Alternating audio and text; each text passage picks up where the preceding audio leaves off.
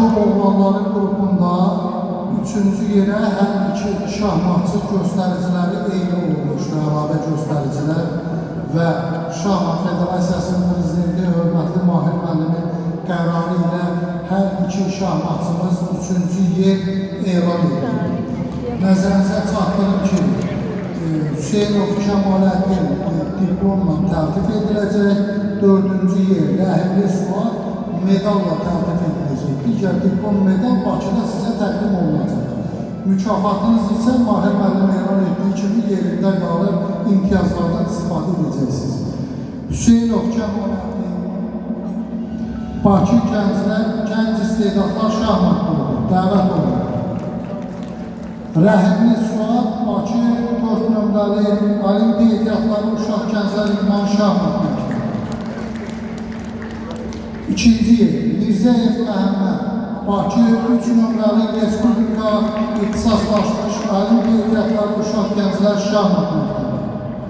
8 yaş oğlanlar arasında 2026-cı ilin qalibi Qubadov Ziya Quba uşaq gənclər idman şahmat məktəbi. Paltarı dəyişdi. Qaçanda da Hədiyyələrimizi, diplom və medallarımızı təqdim etmək üçün Təhsil İdman Mərkəzinin rəhbəri Agil, bir gün inanıram ki, ana qurban, sən də orada olacaqsan. İnşallah növbəti ildə səni orada görmək ümidi ilə.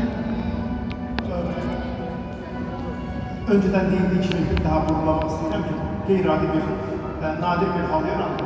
Hər iki şahmatçımız bütün göstəriciləri eyni oldu. Əlbəttə, dünya şahmat praktikasında əlavə armagedon oynanılır və yaxud əlavə bir maç təyin olunur.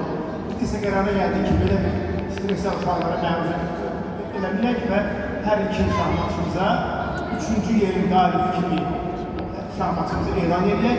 Düzdür, bizim 2 dənə bürünc medal dəsti və 2 ədəd diplomumuz yoxdur. Ancaq biz söz veririk ki, günü sabah Bakıya qayıdandan sonra biz hansı şahmatçıya, hansı dəst çatmırsa onu təmin edirik.